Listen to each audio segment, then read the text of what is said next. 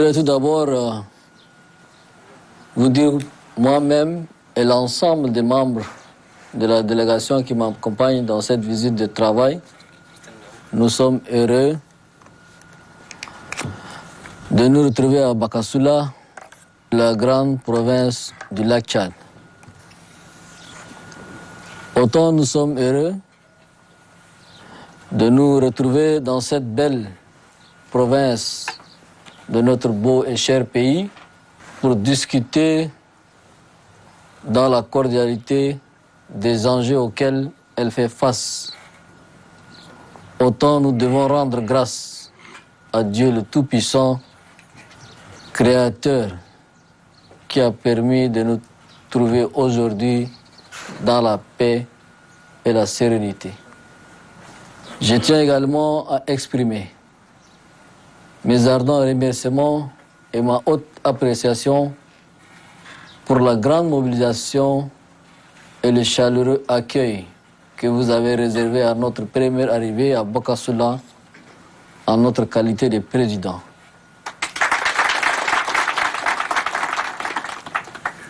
Mes remerciements les plus vifs sont adressés aux membres du comité d'organisation pour la parfaite organisation, aux autorités administratives, militaires et sécuritaires pour les efforts conjugués dans la réussite de cette visite, aux leaders religieux, leaders d'opinion, chefs coutumiers et traditionnels pour la mobilisation de la marée humaine.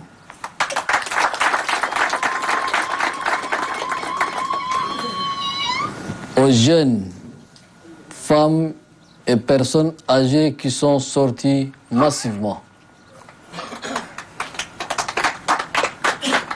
À toute la population du lac Tchad qui a su ainsi montrer la fraternité, l'unité, la solidarité et l'obstinalité de la province du lac Tchad.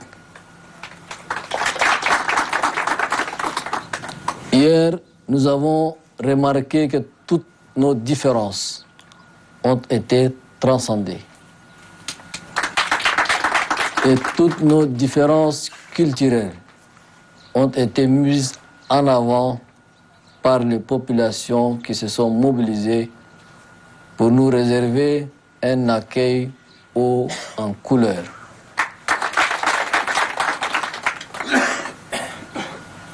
Mes chers frères et sœurs, en réservant à la province du lac Tchad mon premier déplacement à l'intérieur du pays, après notre récente investiture, j'ai tenu à témoigner de vive voix et sur le terrain ma profonde compassion pour toutes les souffrances endurées par les vaillantes populations de la province du lac Tchad. Je m'incline devant la mémoire de toutes les victimes de la province tombées au cours des récentes années suite aux incursions de la nébuleuse secte terroriste Boko Haram. Ce groupe de fanatiques armés qui a tant terrorisé, tué, blessé, brûlé et endeuillé parmi la brave population de cette province, exposée à tous les risques et périls. Oui, la province du lac Tchad est victime à plusieurs titres. Elle est victime de sa position géographique, qui se situe dans une zone de dense activité terroriste menée par le groupe Boko Haram, qui excelle à semer la mort et la désolation. Elle est aussi victime de la diabolisation de sa population accusée à tort d'entretenir des rapports avec les éléments de Boko Haram. Je voudrais ici le dire très clairement que tous les Boudouma ne sont pas de Boko Haram.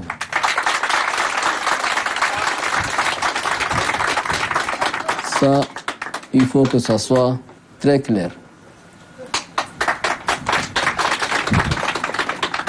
Au contraire, elle est victime de l'arrêt de ces projets de développement en raison de l'insécurité. Mes chers frères et sœurs, la dégradation de la situation sécuritaire dans la province a fortement et négativement impacté la vie dans la province dans ses aspects vitaux. Mais la population de la province a montré une résilience exceptionnelle en faisant face courageusement à toutes les difficultés, voire toutes les menaces. Aujourd'hui, la secte Boko Haram, à l'origine de tous les drames de la province, après avoir été sérieusement affaiblie par les forces de défense et de sécurité qui les traquent et neutralisent dans leur dernier retranchement, tente de changer de mode opératoire en misant sur une nouvelle stratégie de prise d'otages parmi la population et de réclamation de rançons pour se faire une santé financière. Elle continue à mettre en pratique son nouveau mode opératoire pour réunir les moyens et les matériels qui lui serviront pour perpétuer ses actions terroristes et s'aimer la terreur dans toute la province et même au-delà.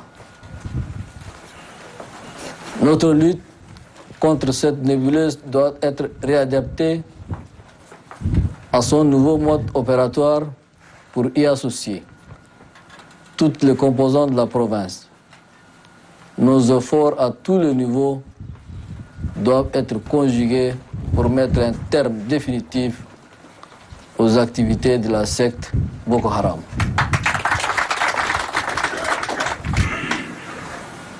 Mes chers frères et sœurs, à l'échelle nationale, notre pays aujourd'hui au sein de la deuxième phase de la transition politique. Il s'est doté d'un gouvernement d'union nationale formé pour traduire dans les faits concrets un cahier de charges issu du dialogue national inclusif et souverain, avec plusieurs étapes qui s'étalent sur une période de 24 mois. Dans sa mission régalienne, le gouvernement d'union nationale s'attelle à assurer la continuité de l'État, le fonctionnement optimal de tous les services de l'État et répondre à toutes les priorités relatives aux questions sociales, mais aussi de sécurité, d'intégrité territoriale, de justice sociale, de développement, de souveraineté nationale et de respect des engagements internationaux de la République du Tchad. Parmi ces questions prioritaires, les questions de relance de divers projets de développement occupent une place de choix. Le sous-développement représente dans notre pays la source commune de frustration, le vivier principal de recrutement dans le rang de groupes radicaux qui se livrent à des activités terroristes. Les jeunes, les femmes, les vieillards, les migrants et autres composantes vulnérables de la société sont les cibles privilégiées des groupes fanatiques et les victimes directes du changement climatique qui frappe de plein fouet plusieurs provinces du Tchad avec des vagues d'inondations sans commune mesure, ajoutant au sous-développement de nouvelles urgences humanitaires et sociales. Distingués participants, mesdames, messieurs, mes chers frères et sœurs, cette province m'est chère C'est pourquoi j'ai décidé de mener cette visite pour être au plus près de vous, pour partager votre quotidien et voir dans quelle mesure améliorer les choses sur le plan sécuritaire et socio-économique. Car aujourd'hui, nul n'ignore combien vous souffrez, frères et sœurs du lac. Nul n'ignore les prix payés et vous continuez par payer à cause des agissements de la nébuleuse Boko Haram. Nous avons tous en mémoire l'opération Colère de Bohama, pour lequel le maréchal du Tchad, paix à son âme, avait dirigé les opérations dans le même endroit. L'action conjuguée des armées des pays membres du bassin du lac Tchad, doublée à l'adhésion de la population, a permis aujourd'hui de réduire considérablement, sinon d'anéantir ce terroriste qui autrefois régnait en maître, tuant des paisibles citoyens, pratiquait la razzia et instaurait l'anarchie. Leur dessein funeste pouvait peut-être se réaliser ailleurs, mais pas au Tchad.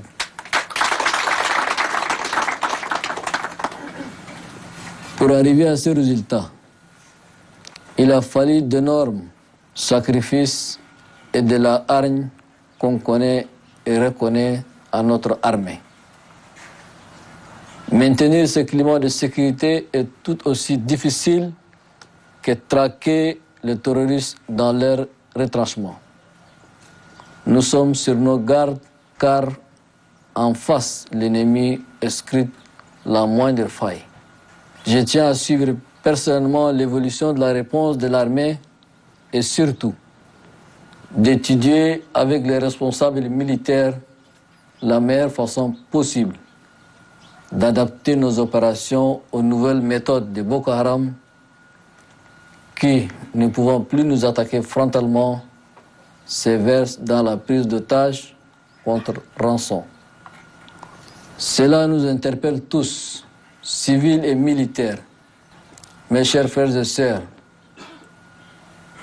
profitant de la misère, de l'ignorance, de la pauvreté, du chômage et de l'absence de perspectives, les fanatiques recruteurs de Boko Haram ont enrôlé dans cette province du lac Tchad beaucoup de personnes innocentes pour les utiliser comme chair à canon devant le regard impuissant des parents, des amis et des chefs coutumiers, religieux et traditionnels.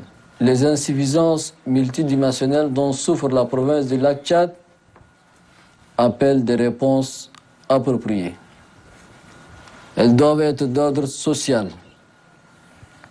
économique, sécuritaire, administratif, mais aussi environnemental.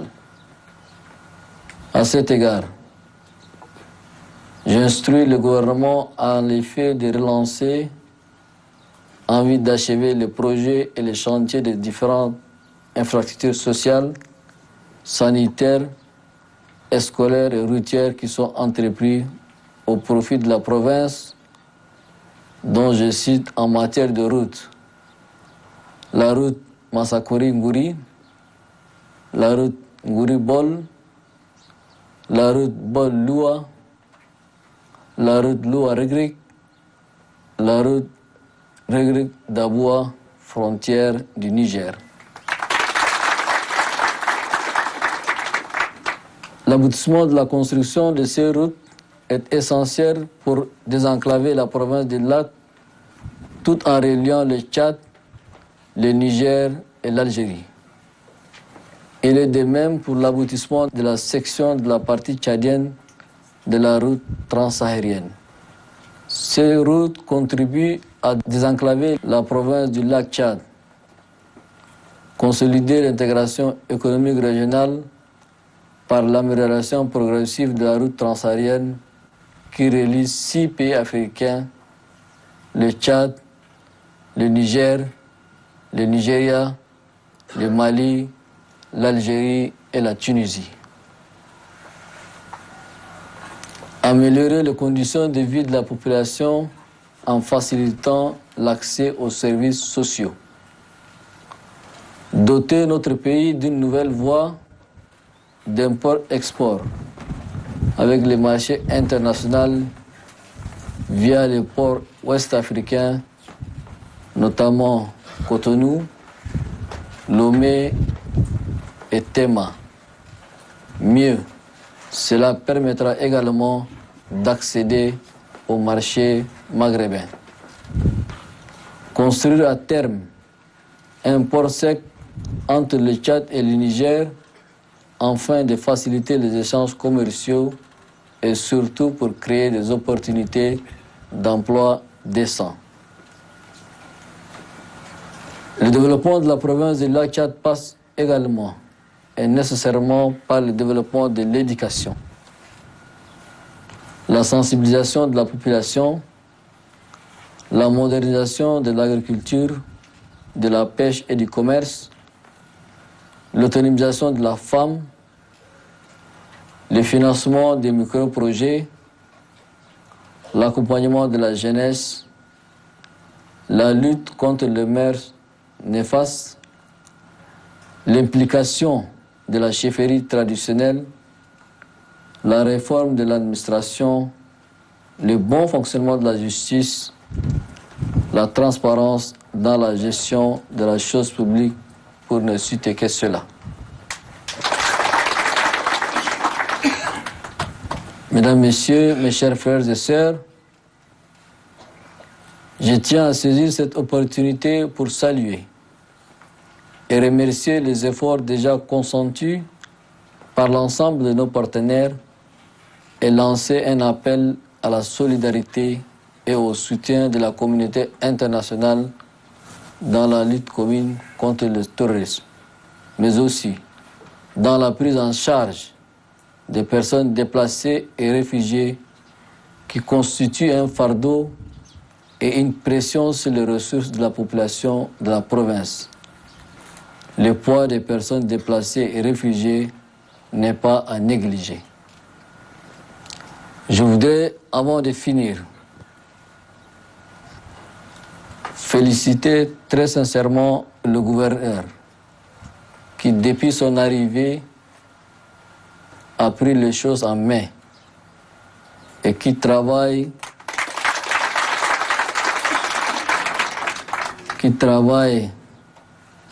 main dans la main avec les forces de défense et de sécurité. Mieux,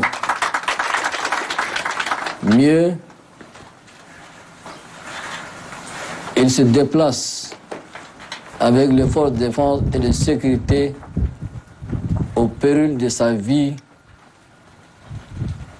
jusqu'au dernier retranchement de ces bandits. Je voudrais aussi vous annoncer, et j'ai instruit le ministre de la Défense de renforcer l'effectif avec 600 hommes. Avec 600 hommes pour permettre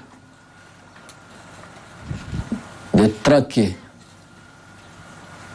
et d'éradiquer les derniers bandits qui restent et qui assassinent, pillent et prennent en otage des paisibles citoyens.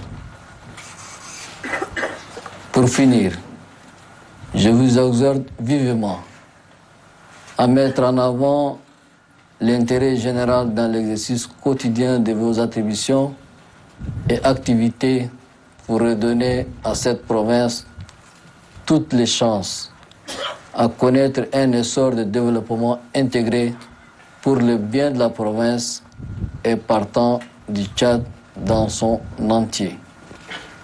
Que Dieu vous bénisse.